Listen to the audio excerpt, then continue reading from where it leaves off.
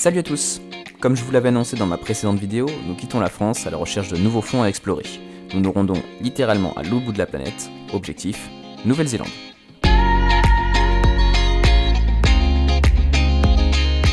Notre arrivée sur l'île est spectaculaire. Le ciel est suffisamment dégagé pour nous permettre d'observer la côte sur plusieurs dizaines de kilomètres depuis notre hublot. La vue est époustouflante, ça promet déjà pour la suite. Nous survolons ensuite la quasi-totalité de la ville d'Auckland, la plus grande agglomération du pays. C'est ici que nous passons notre première semaine à régler la logistique de notre voyage. Nous arrivons avec un visa vacances-travail qui nous donne le droit de rester pendant 12 mois consécutifs sur le territoire. De quoi explorer sur terre et sous l'eau ces lointaines îles du Pacifique. Notre premier objectif est de trouver de quoi nous déplacer sur terre et sur l'eau. Un véhicule fiable et aménagé, équipé d'un canoë, sera donc le compagnon idéal. Notre van est un Mitsubishi Delica de 1995. Petit mais costaud, il dispose de tout ce qu'il faut pour notre vie de nomade. Rehaussé et avec ses 4 roues motrices, on compte sur lui pour nous permettre d'accéder sans encombre aux 4 coins de la Nouvelle-Zélande. Nous commençons notre périple en direction du nord. Nous nous rendons à Matheson's Bay, un potentiel premier site de plongée indiqué par un chasseur local. Arrivés sur place, les conditions sont bonnes et semblent correspondre à notre programme. Première sortie oblige, nous passons du temps à trouver comment nous organiser. Une fois le canot est chargé, on enfile nos combis et c'est parti.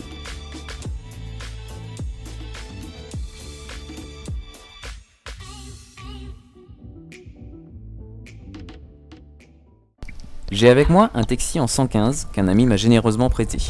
Il est monté en breakaway, c'est-à-dire que la flèche n'est pas reliée à l'arme, mais à une bouée via une ligne flottante. C'est une arbalète massive et puissante qui me change des montages plus légers dont j'ai l'habitude. La zone peu profonde est parsemée de roches avec quelques couloirs de sable. La faune locale est présente dès la première apnée et je ne peux m'empêcher de comparer les animaux avec mes repères européens. De beaux rougets très colorés ne semblent pas gêner de ma présence et font preuve de beaucoup de curiosité. C'est aussi le cas de cette espèce rayée marron et beige que j'hésite presque à pêcher étant donné la belle taille des spécimens.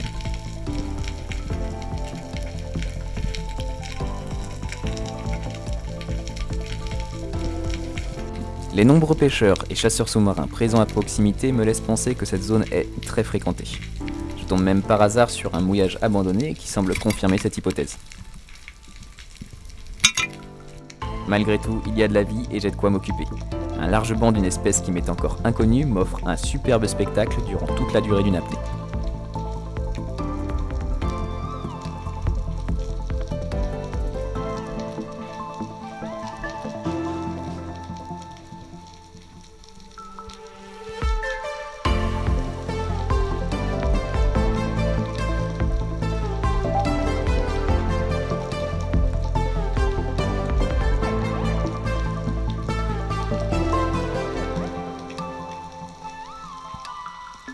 Je suis particulièrement étonné de la curiosité qui anime toutes ces espèces. À chaque apnée, il y a au moins un poisson qui sort de l'épais tapis d'algues pour venir vérifier qui est cet étranger dans leur jardin.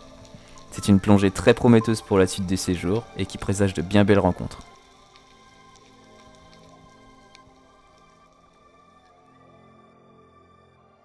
On ne mangera pas de poisson ce soir, mais ce n'est que partie remise. On se couche avec des images plein la tête, ravis de cette première expérience et impatients de se remettre à l'eau.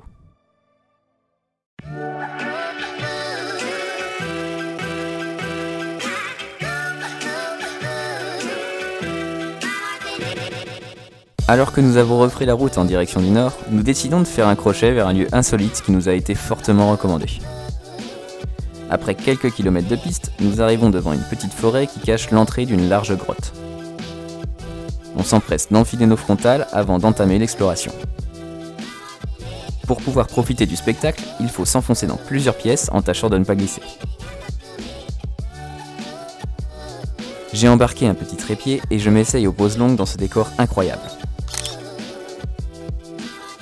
Mais le véritable spectacle n'apparaît que lorsqu'on éteint toutes les lumières.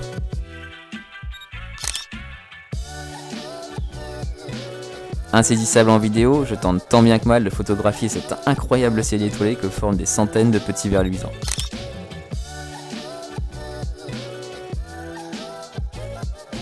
Aussi magnifique qu'insolite, on ne regrette vraiment pas le détour.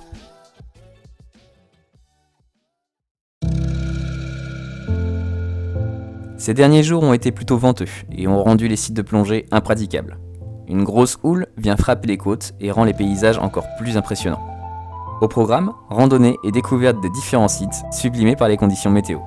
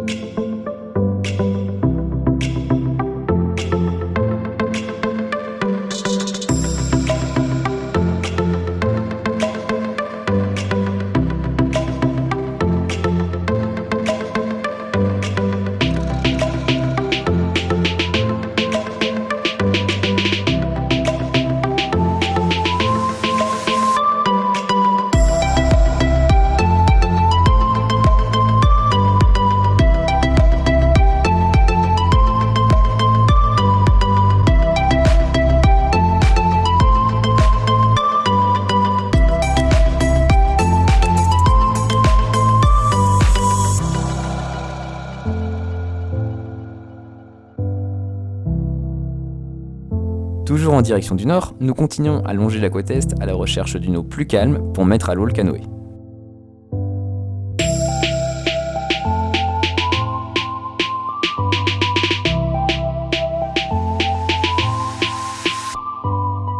Nous trouvons finalement une baie abritée et nous partons pour une simple balade à coups de pagaie. En longeant le bord, on aperçoit des ailerons noirs à quelques mètres devant nous. Il s'agit d'une raie qui se trouve dans très peu d'eau et dont les ailes percent la surface.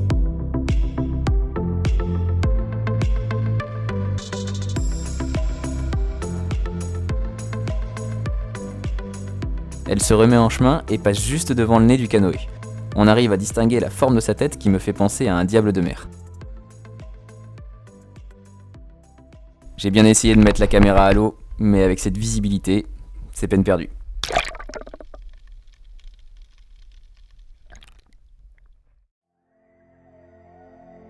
Le vent s'est calmé et nous laisse entrevoir un beau créneau de plongée.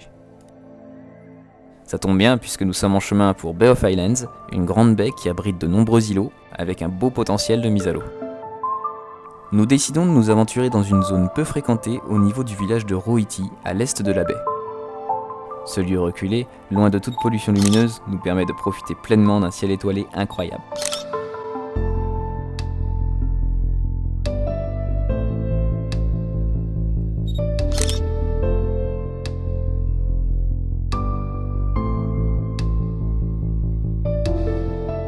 Le lendemain, nous traversons avec notre canoë pour atteindre un petit plateau de roches.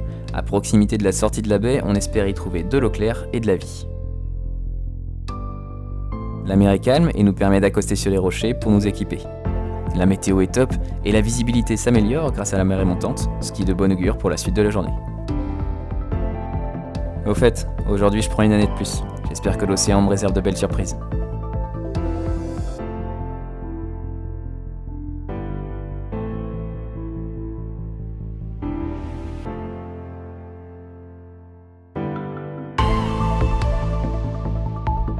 Définitivement, ce site ne manque pas de vie.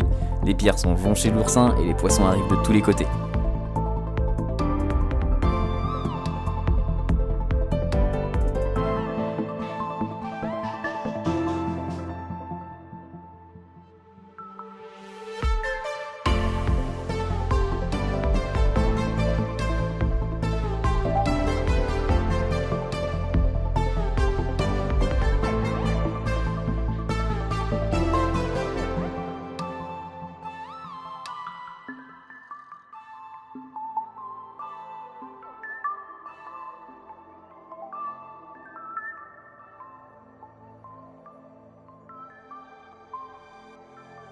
Ce spécimen de labre me rappelle les très curieuses girelles de Méditerranée.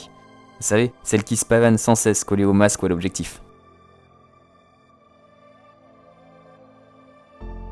Un superbe lièvre de mer se délecte des jeunes pousses d'algues présentes sur ce rocher. Un animal qu'il m'est arrivé de rencontrer sur la côte atlantique mais que je n'avais pas vu depuis plusieurs années. Sorti de nulle part, une belle pastonague vient se poser dans un trou juste sous nos palmes. Sa queue a été coupée, peut-être par un pêcheur voulant éviter de se faire piquer par son dard venimeux en la relâchant. C'est un animal que j'ai souvent croisé dans le Pacifique, mais c'est définitivement toujours un plaisir de le côtoyer.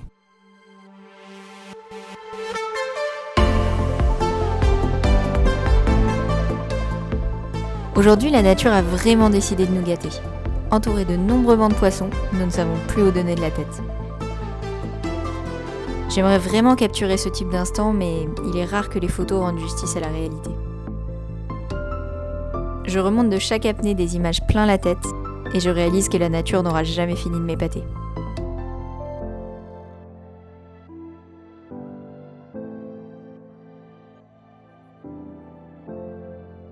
J'appréhendais mon temps d'adaptation à ce nouveau milieu, mais voilà déjà une sortie mémorable qui m'aura vraiment bluffé. Pendant cette exploration matinale sans fusil, j'aperçois mon premier spécimen de kingfish. Une variété de céréole qui est a priori fréquente sur les côtes nord du pays et qui est évidemment très recherchée par les pêcheurs loisirs. Après une petite pause au sec, je me remets à l'eau fusil en main dans le but d'agrémenter mon dîner d'anniversaire. Malheureusement pour moi, la marée a commencé à redescendre et l'eau se charge en particules, rendant la chasse bien plus compliquée. La luminosité a aussi beaucoup baissé et pour cause. La météo est très changeante en Nouvelle-Zélande. Surpris par ces conditions inattendues, j'ai du mal à progresser et la vie semble avoir disparu. Je ne peux m'empêcher de repenser que dans ces eaux, il est fréquent de rencontrer de gros prédateurs comme des orques ou des requins. Je décide tout de même de persévérer quelques apnées pour nous trouver un repas digne de ce nom. J'évolue dans quelques mètres d'eau, espérant tomber sur un individu peu méfiant, comme j'en ai vu beaucoup un peu plus tôt. Un joli lab me passe sur la droite, mais n'étant pas certain de ses qualités gustatives, je préfère le laisser passer. Quelques mètres plus loin, je distingue 2 silhouettes de snappers s'éloigner dans l'eau trouble. Je perds le poisson de vue, mais je tente tout de même un tir. La flèche est propulsée hors de ma vue, tandis que le recul me fait lâcher le fusil. Je saisis de suite la floatline en remontant, et c'est avec plaisir que je ressens les vibrations d'un poisson à l'autre bout de la ligne.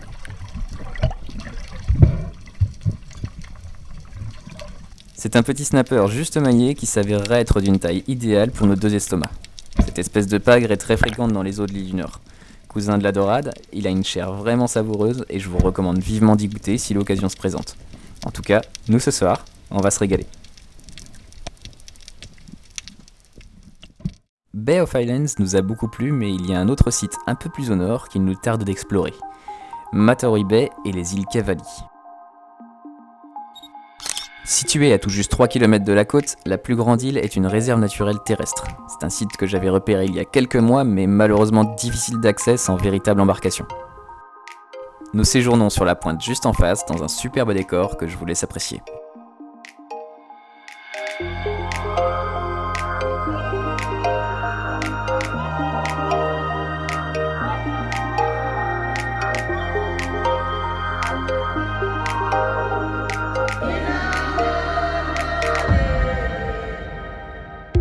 Facilement accessibles du bord, ces roches ont un super potentiel de vie sous-marine. Inutile de vous préciser que nous sommes déjà en train d'enfiler nos combis.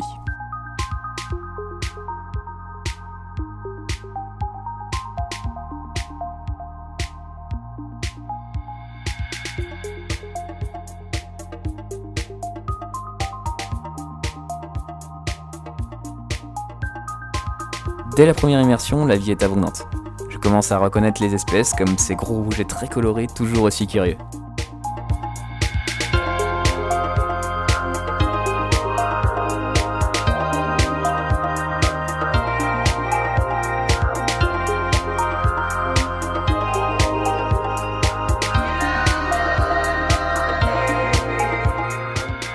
Au bout d'une demi-heure, alors que je suis en surface, j'aperçois une silhouette fuselée sous mes palmes. Je tente immédiatement une immersion pour me rapprocher et essayer de l'identifier.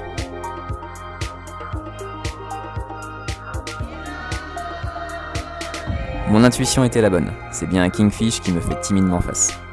La maille légale est plutôt élevée et je m'abstiens donc de tirer. Ici, la céréole doit faire un minimum de 75 cm pour être capturée. Une réglementation bien plus adaptée que ce que j'ai récemment connu en Méditerranée. J'observe tout un groupe qui passe à quelques mètres devant moi dans cette eau plutôt chargée en particules. J'essaye difficilement de trouver un spécimen plus gros que les autres.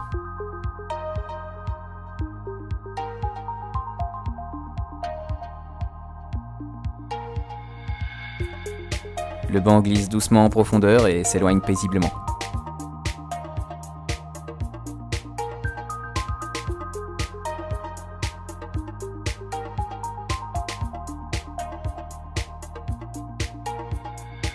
De retour en surface, me voilà surmotivé pour essayer de capturer l'un de ces superbes poissons.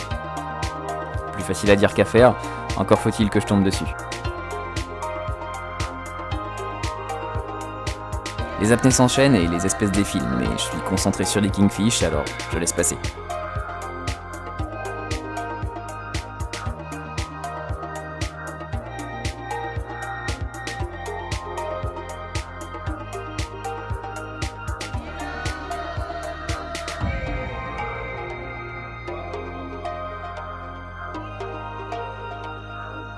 Au cours d'un agachon, je tombe par hasard sur une pierre pleine de langoustes. De quoi me faire hésiter à changer de cible. Celles-ci sont un peu petites, mais je suis certain qu'en cherchant un peu, je peux réussir à dégoter une belle pièce.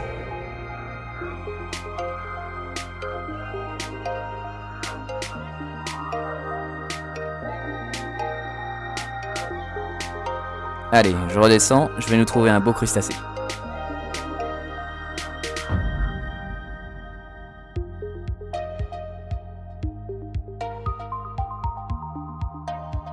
Alors là, je dois dire que je n'ai rien vu venir. Ce magnifique banc de céréales arrive d'une zone peu profonde où je m'attendais pas du tout à les trouver. Cette image incroyable me fait complètement oublier mon arbalète.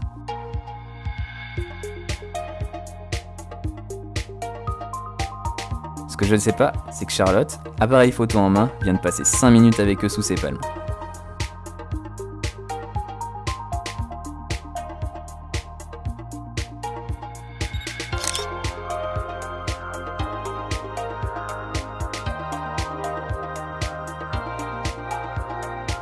Deux autres juvéniles viendront me rendre visite, mais je ne croiserai pas de spécimens suffisamment gros pour être tiré. J'en reviens donc à ma mission langouste. En la distrayant d'une main, j'arrive à la saisir de l'autre et l'extraire de sa cachette.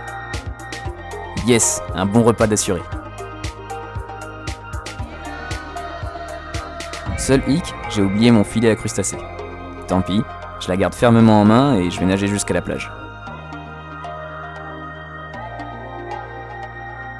C'était sans compter sur un beau Saint-Pierre qui me passe juste sous les palmes sur le chemin du retour. Je ne peux évidemment pas résister à la chair si délicate de ce poisson.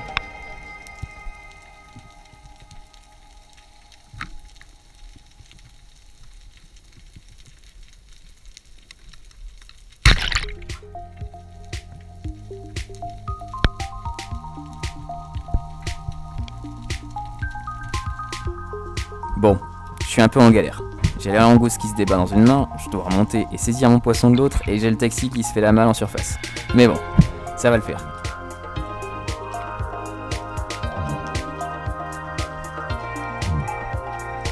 J'avoue que le retour était un peu long avec tout ça sur les bras, mais je peux vous dire que ça en valait la peine.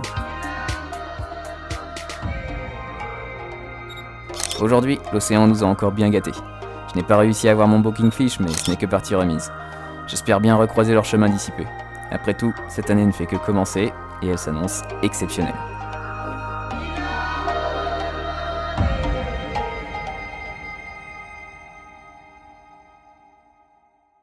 C'est ici que cette vidéo s'achève.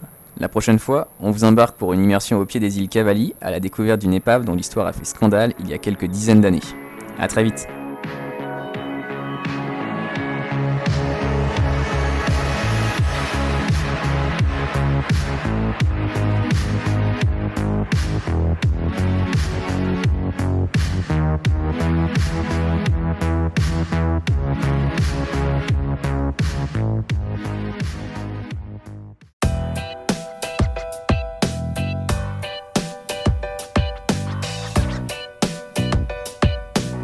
Ah, au fait, si vous avez aimé les rushs en drone, je vous invite à passer voir la chaîne de Stéphane. Lui aussi fait le tour de la Nouvelle-Zélande, mais dans les airs.